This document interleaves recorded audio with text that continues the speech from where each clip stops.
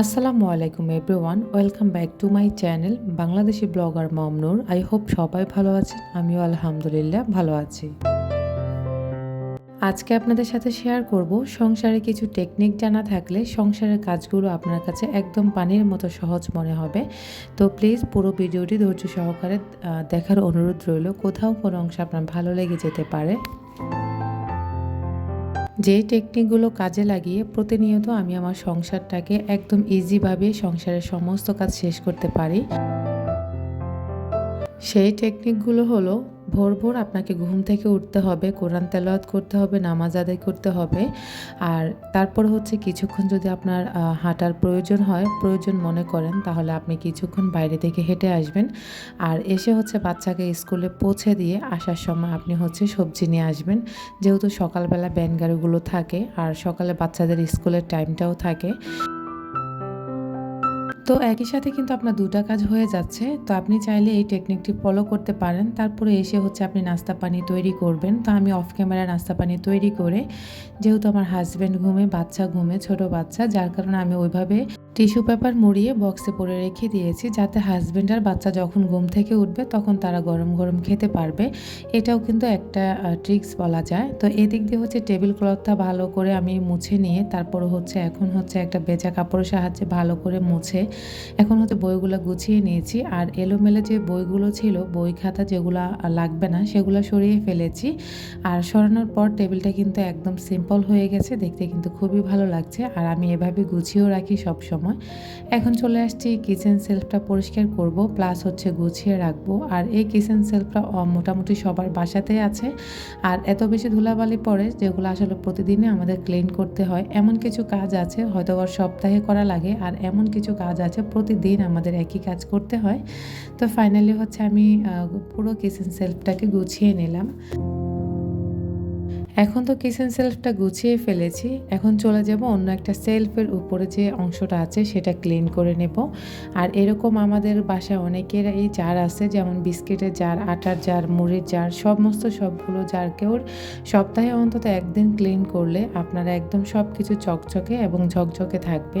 আর ভিতরের অংশ দেখলাম যে ভালোই ধুলাবালি জমে গেছে। তো একটা সপ্তাহে অন্তত একটা দিন এই সংসারে যদি আপনারা সময় দেন, তাহলে আপনার সংসার থাকবে একদম চকচকে ঝকঝকে, যেটা আমি সবসময় ফলো করে আসছি। আর আমি যেভাবে ফলো করে আসছি, মাশাআল্লাহ আমার সংসারটা সেরকমই চকচকে ঝকঝকে আর সব সময় থাকে এভাবে। এখন চলে এসেছি কিচেনে। আর কিচেনটা হচ্ছে সবচাইতে মেন জায়গা আমার পুরো বাসার মধ্যে। আমার কিচেন আর ওয়াশরুম হচ্ছে আমার সবচাইতে মেন একটা টপিক।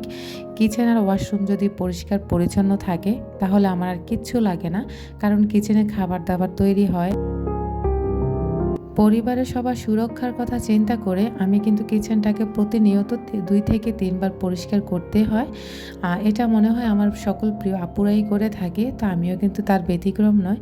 আমার কাছেও খুব ভালো লাগে কিচেনটাকে পরিপাটি, চকচকে এবং ঝকঝকে করে রাখতে। আর এতে করে আমার মনের ভিতরে অন্যরকম একটা ভালো লাগা কাজ করে। জানি না কোন কোন আপুর সাথে হয়ে থাকে, তবে আমার সাথে একদমই এটা হয়ে থাকে। প্রতিদিন আমি অন্তত ১ থেকে ২ বার কিন্তু আমি আমার কিচেনটাকে এভাবে পরিপাটি এবং ক্লিন করে রাখতে পছন্দ করি। এখন চলে এসেছি ফ্রিজে। ফ্রিজটা সারাদিন আমাদের কম বেশি অনেকবার খোলা হয়। তো আমাদের মনের অজান্তেই কিন্তু অনেক ধুলাবালি বা অনেক ময়লাও জমে যায়। আর এই অংশটাতে হচ্ছে মাছের রক্ত বা মাংসের রক্ত একদম লেগে থাকে। তো আমরা যদি যখন ফ্রিজ খুলতে আসি, তখন যদি এরকম একটা ভেজা কাপড় আমাদের হাতে থাকে, সাথে করে বা নিয়ে আসি, তাহলে কিন্তু প্রতিদিন চাইলে আমরা আমাদের ফ্রিজটাকে একদম নতুনের মতো করে রাখতে পারবো। এভাবে হালকা একটু মোছা দিলে ব্যাস হয়ে গেল একদম ফ্রিজ নিট অ্যান্ড ক্লিন। তা আমি কিন্তু প্রায় সময় করে থাকি। প্রতিদিন যদি আপনারা করতে না পারেন, অন্তত ২ দিন পর করবেন বা ১ দিন পর করবেন। এতে করে কিন্তু আপনার ফ্রিজ অনেকটাই ফ্রেশ থাকবে, আর আপনার কাছেও দেখতে অনেক বেশি ভালো লাগবে। ডিপ ক্লিনে যে একটা ব্যাপার থাকে, সেটা আর আপনাকে সহজে করতে হবে না। এখন চলে এসেছি, ওয়ারড্রোবটা মুছে নিয়েছি, সাথে ফার্নিচারগুলোও মুছে নেব, অন্যান্য যে ফার্নিচারগুলো আছে। তো ফার্নিচার যদি সপ্তাহে আপনারা অন্তত একটা দিন এভাবে টাইম দেন, তাহলে সত্যি কথা আপনার সংসার একদম হাতের মুঠোয় থাকবে, যেটা সবসময় আমি ফলো করে আসি। যদিও অন্তত আমার আলমারিটা আমি ডেইলি মুছি না, আলমারি কয়েকদিন পর মোছা হয়। আর ওয়ারড্রোবটা যেহেতু একটু ডার্ক কালারের, যার কারণে ওয়ারড্রোব ডেইলি মুছতে হয়, না হয় কিন্তু ধুলাবালি অনেক বেশি দেখা যাবে। যার কারণে হচ্ছে আমি ওয়ারড্রোবটা প্রতিদিন প্রতিদিন ক্লিন করি। তো এখন হচ্ছে আমার পুরো ঘর হচ্ছে মোছা শেষ হয়ে গেছে, মানে ক্লিন করা শেষ, গোছানোও শেষ। এখন ফাইনালি হচ্ছে আমি আবারও কিচেনে এসেছি, কারণ কিচেনের যে সিঙ্কটা হচ্ছে ক্লিন করা লাগবে। সিঙ্কে অনেক বেশি যেহেতু সারাদিন আমাদের ঝামেলা যায় বা সারাদিনে ধোয়া মোছা করি, তো অনেক বেশি ময়লা তো থাকাটা স্বাভাবিক। তো এখন হচ্ছে কিচেনের যে সিঙ্কটা আছে সেটাকে আগে ভালো করে সাবান দিয়ে আমি মেজে নিয়ে তারপরে হচ্ছে একটা ভেজা কাপড়ের সাহায্যে, শুকনো একটা ভেজা কাপড়ের সাহায্যে মুছে নেব, যাতে করে একদম টাইলসগুলো শুকনো শুকনো থাকে, কোনো ধরনের পানি, বিন্দু মাত্র পানিও না থাকে।